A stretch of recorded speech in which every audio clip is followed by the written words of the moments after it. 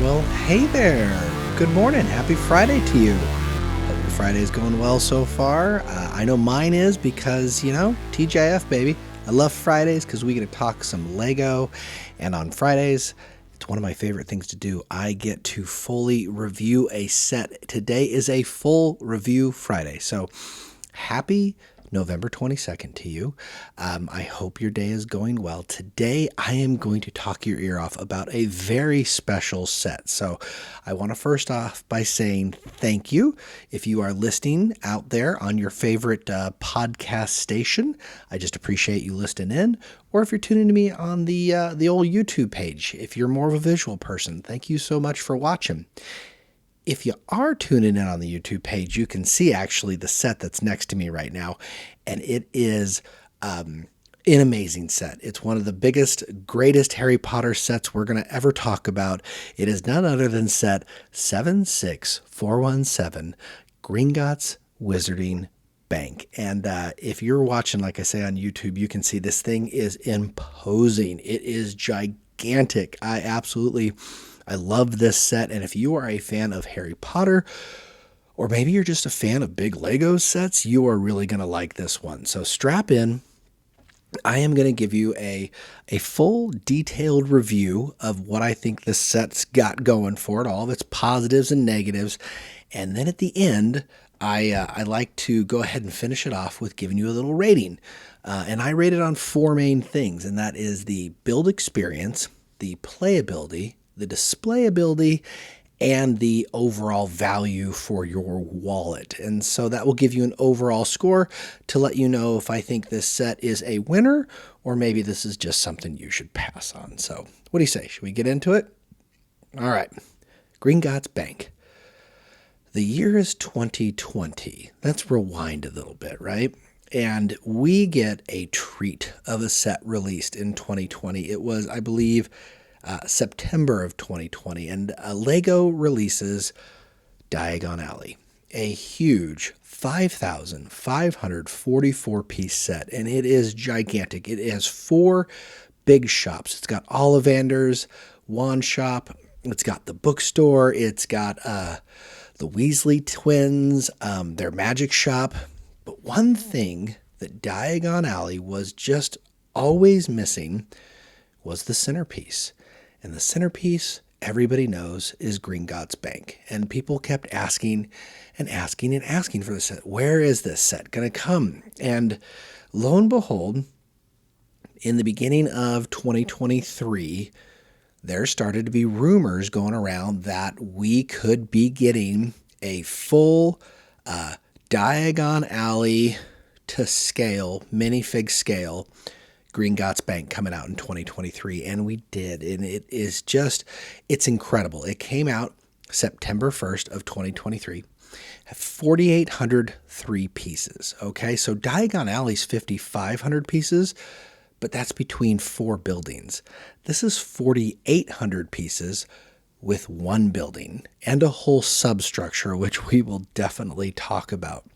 But not only did it come out at 4,800 pieces, it retailed at $430, and that is 9 cents per piece, so really not a bad price. Definitely pricey, but for what you were getting, it's a little absurd. Like, this thing is, oh gosh, I think they said it's like 70 centimeters tall, and that's without a dragon on the top, because yes, indeed, if you've never seen this set, there comes with the Ukrainian Ironbelly dragon, and he sits on the top of Gringotts. Like, if you've been to Universal Studios or ever seen pictures of Gringotts there, they've got the big dragon on there breathing fire to emulate the Deathly Hallows movie, where they actually go into the mine and they have to get past the giant dragon, and the dragon escapes. This is a super iconic scene, right? Well, Lego has captured this with Gringotts, and so not only do we get a bank, and we get a really, really good-looking bank that has captured the essence of Gringotts really well in its unique shape and everything, but we also get the whole subterranean mine structure as well. And I think it's probably good to start there, and I'm just going to work my way up, okay? This subterranean mine is like a little roller coaster, and it is so well done. I want to say first, it's super stable because you have to have this giant bank that's going to sit on it. And so it's kind of done like if you've ever had a chance to build the Lego Ideas treehouse, it's very similar to that, right? You've got two main structures that interlock with each other like a big plus sign. And it's got complete with multiple vaults.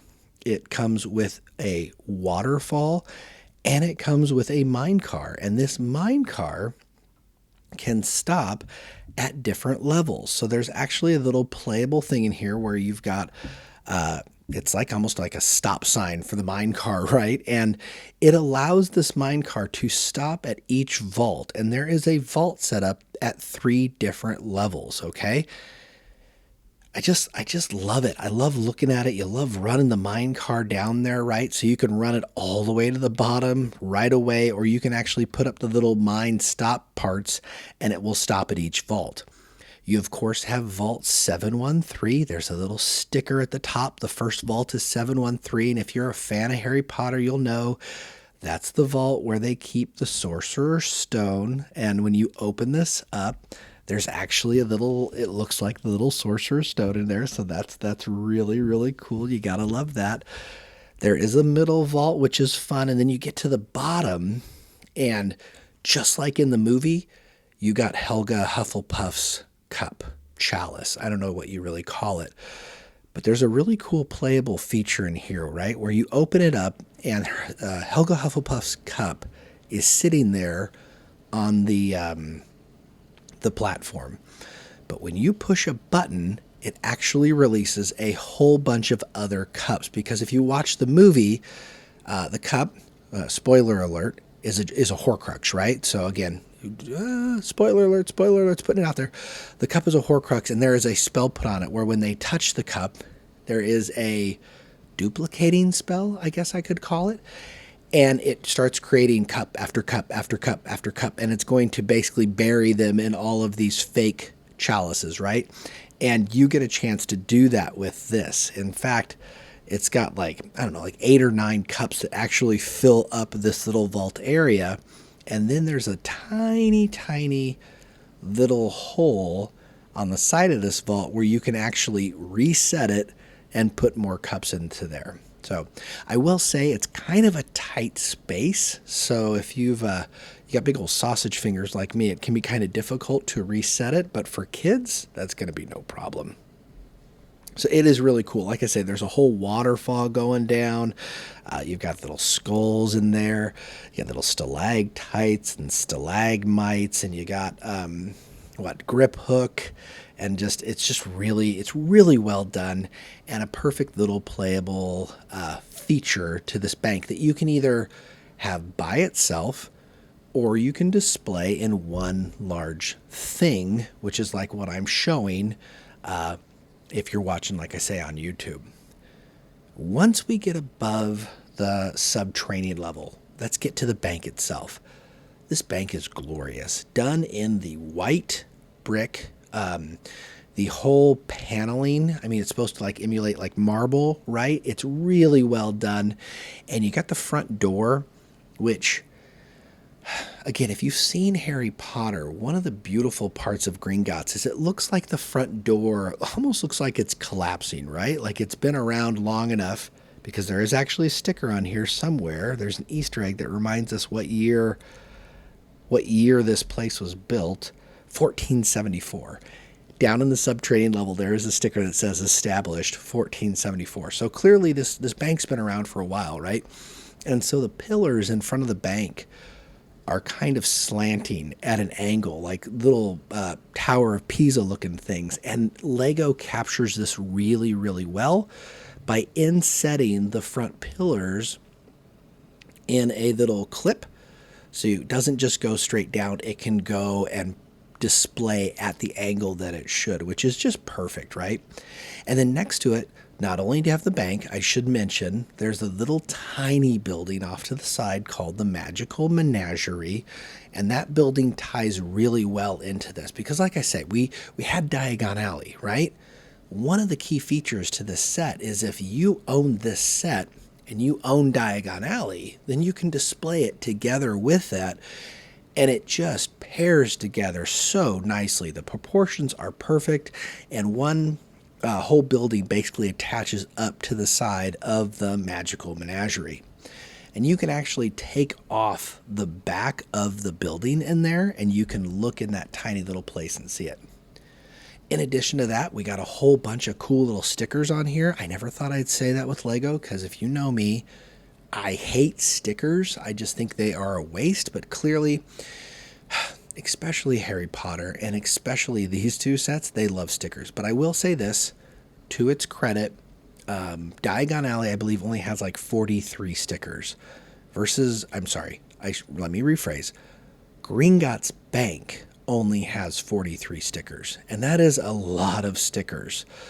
But 43 is nothing compared to Diagon Alley, which has some of the most stickers of any Lego set ever. I want to say it has, I looked it up, it's got 109 stickers, which is absurd, right? So for Gringotts, 3 sheets, 43 stickers, that's actually not so bad. And a lot of these stickers are actually really good. You get a lot of Easter eggs. You get some Death Eater stickers.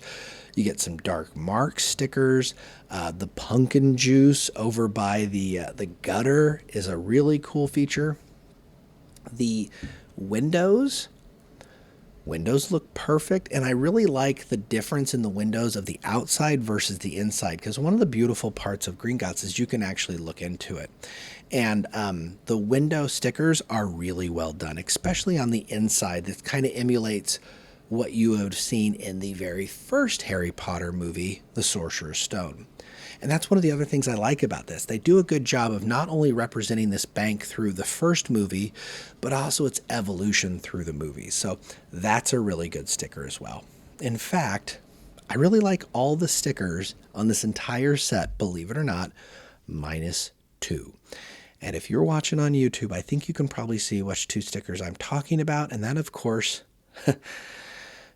is probably the biggest glaring negative of this entire set, is the name Gringotts Bank. And the way these 2 stickers come together is so awkward. So you've got one sticker that actually has Gringott with 1 T, and then that fits on one Lego piece. And then you have another sticker that's the TS for Gringotts, then the space, then the bank. The problem is when you put these together, no matter how close you try to stick these stickers, it just looks off. It looks off, and there's just no way around it. It just doesn't look very good. It looks like it says Gringott, TS, bank. It looks like 3 words, which doesn't make any sense. And it's really kind of sad, honestly, because that is a central focus of this set. Like, it's the first thing you look at, and you're just like, that just doesn't look quite right. But besides that, the rest of the stickers are actually pretty darn good. I really like the Easter eggs that they throw into this. All right, so moving right along, talking about the bank itself. The bank is great. It is a 2-story bank. In addition, there's a little 3rd-story alcove for that head goblin. I can't remember his name. But you've got all the little counting things in there. You've got their big bank stands. You know, when he's walking in there, the goblins are like towering over you on their teller stands, right? Like, that's done really well. There's a gorgeous chandelier in there, which I think would look really good with a lighting kit. I think that's from the Deathly Hallows movie. And so it just captures the inside of the bank really nicely. And in fact, it's what I really like about this is that it's just not your normal modular where you've got your typical 2 stories where they're the same size.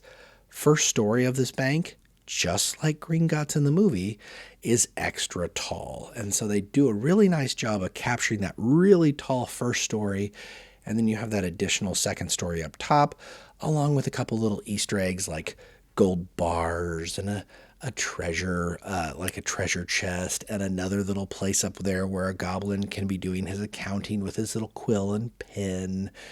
So that's really cute as well. And then you get to the top, And the ceiling, I'm sorry, not the ceiling, but the roof itself is done in that perfect sand green with a skylight as well. And the skylight, it comes apart like where you could blast off that roof, right? Just like when the dragon blasts out of the top of Gringotts. And it's just nice how the sand green works with the white marble, if you will. And then, if that weren't all, like I said, we got a Ukrainian Ironbelly dragon up top, and this dragon, he's great. Like it's akin to like if you've seen the elf sets, or I think in Ninjago has some of this too. But Lego does dragons really, really well, and this dragon is no exception. Done in the white and gray, which is lovely. The head piece is a printed piece, which is always perfect. And then you've got the wings, and the dragon wings in Lego typically do the fabric wings. And this just comes off really well. And not only do you have this dragon, but you can actually attach him to the top of the bank, just like you could in the movie, or just like you see at Universal Studios. And so it really becomes an imposing set. I want to say it's probably, with the dragon, it's probably a good 30 inches tall, which is just really impressive. Like I say, I have it sitting next to me, and the bottom of this set is right around my belly, and it towers probably a good 6 inches or more above my head. So it's just nothing to sneeze at, right? And the set itself is set on a 32 by 32 base plate. And so it's large. It is imposing, and I like that you've got all of these features that go along with it. All right, and so there's that. That's the bank, and you've got the dragon. Then you got the minifig selection. So in this set, there are 13 minifigures, which for playability purposes is fantastic. And what I really love is 11 of these minifigures are unique to Harry Potter, which honestly is saying something, because if there's a theme that's well known for overusing or the same minifigures all the time, it's Harry Potter. In fact, I want to say Harry Potter is the most made minifigure of all of them. I believe there are more Harry Potter type minifigs than there are Luke Skywalkers. I'm pretty sure those are the top two. And so, yes, we get Harry Potter here. Yes, we get Hermione. Yes, we get Ron. But we also get Ron done in the, when they go into the bank and they try to sneak in, we get Ron and everybody done in their I don't want to say makeup, but they like take on the character of one of those adults, which is really kind of cute. You got the two mold headpieces, which just looks really nice. You got a Death Eater. You've got Bellatrix Lestrange, which is fantastic. You've got all the goblins, so you don't just have Griphook. You have the head goblin. You got some bank teller goblins. I don't know their names. And you even got a couple cop security guards, because I think in the movie there were a couple police officers in it. So the minifig selection is fantastic.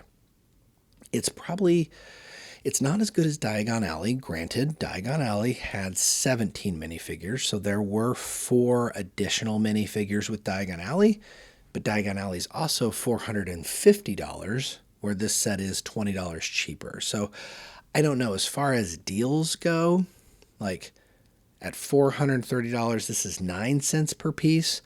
And Diagon Alley at $450 is 8.1 cents a piece. So technically, I guess you could argue Diagon Alley could be slightly superior in the value range, but they're both pretty comparable to each other. So yeah, there you go. Giving you a full description, I will tell you, I'm going to talk a couple negatives real quick before I go into my final rating.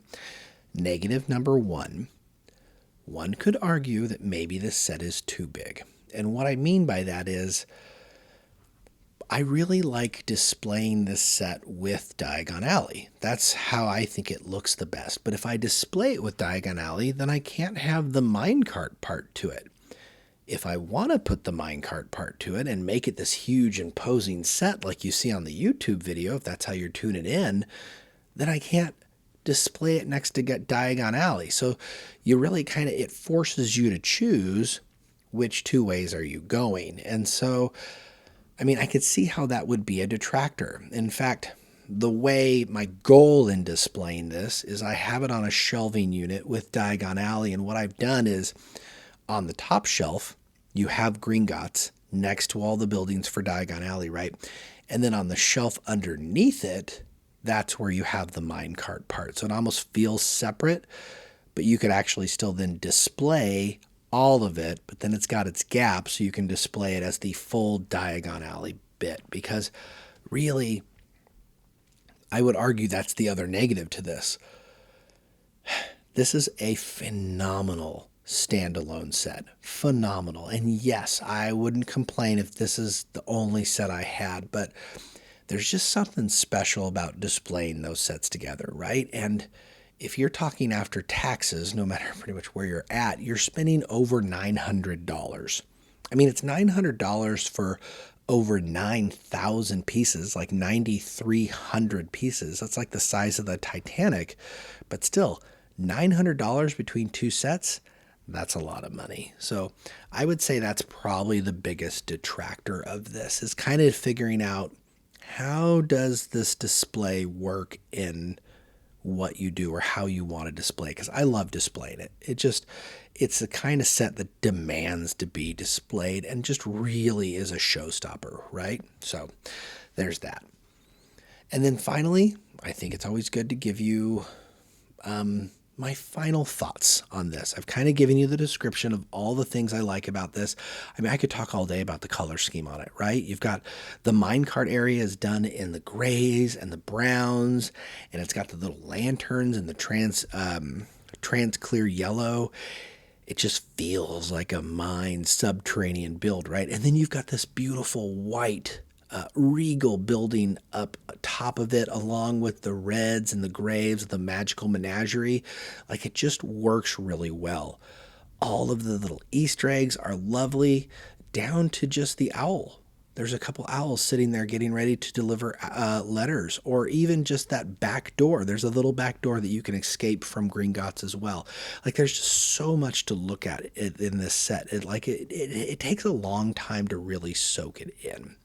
So, but like I said, with that, I want to give you my final breakdown. And the first thing is build experience. Guys, I'm just saying, this is one of the best builds you're going to get. It's so diverse. It's so unique. It's going to keep you entertained. Like, you build this huge mine thing, and then you're like, all right, cool. And then the next thing you're going to do is you're going to build a building, and it's just so different. And then you want to take a break from a building, build a dragon. You know, how cool is that? And it comes in 41 bags.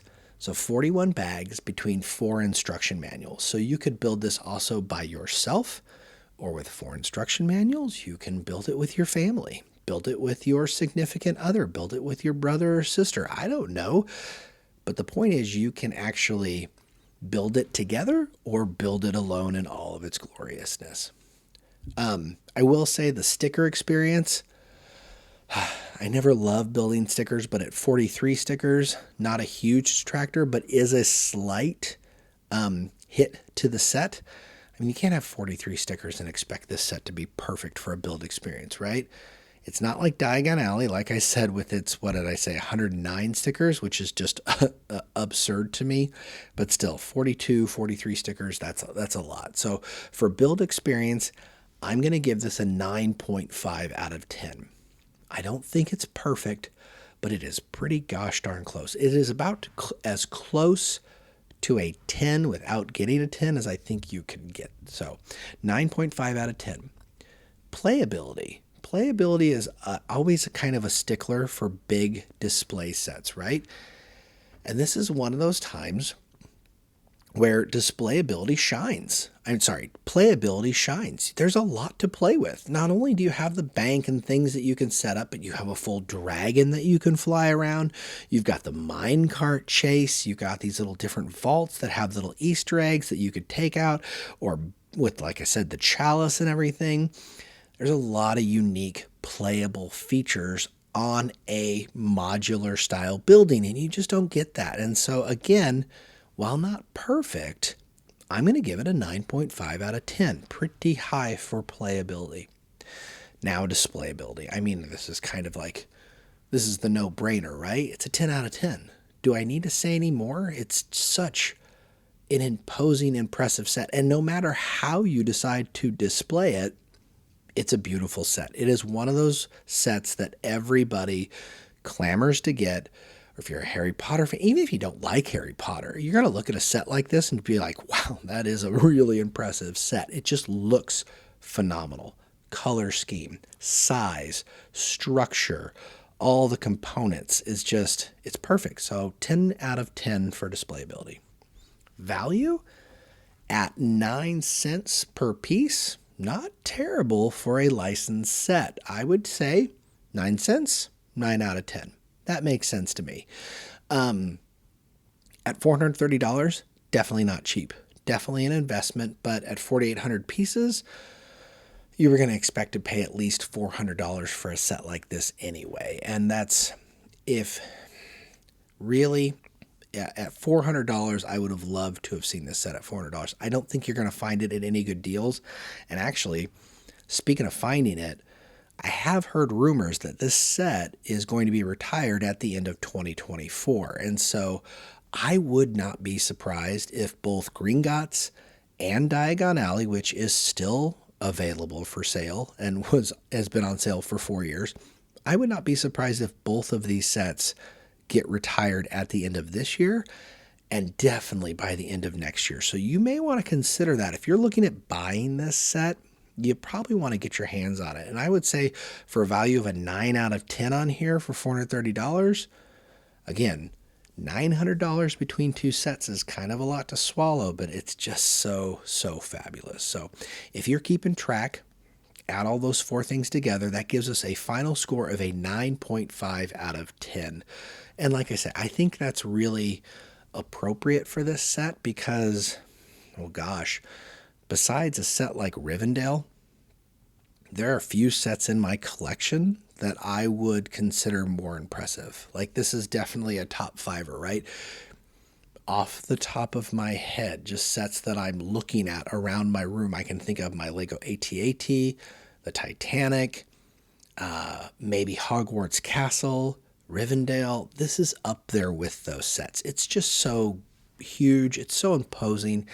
And yet still so perfect and beautiful and done at a perfect minifig scale. So like I said, if you like this set, you probably want to get your hands on it sooner or later because it is, I don't think it's going to be around much longer. So, but yeah, there you go. With that, what do you think? I mean, do you agree with me? Do you think like this is one of the greatest sets ever? Do you think it deserves a 9.5 out of 10? Or do you think it's overrated? Do you think there's enough minifigs for a set that costs this much money? Do you think they should have spent more time building the bank and less time with the whole mine cart? Or do you like what they did here? Because Lego certainly took a risk when they built it. You know, I think most people were pretty shocked when they saw the subterranean levels. They took a risk, and I think it truly paid off. So yeah, there you go. I just keep staring at it. It's a gorgeous set. I hope you enjoyed it. I hope you enjoyed listening to this one. Love me a full review Friday. Definitely, if you're able, leave me comments below. If you like what you hear, don't forget I do podcasts every Monday, Wednesday, and Friday. Monday is all about those news and rumors. Wednesday, I do just some crazy topic concerning Lego. And then Friday, just like today, I do a full review Friday. So if you like what you hear, I hope you can continue to keep tuning in. But yeah, until then, I'll catch you on the next one.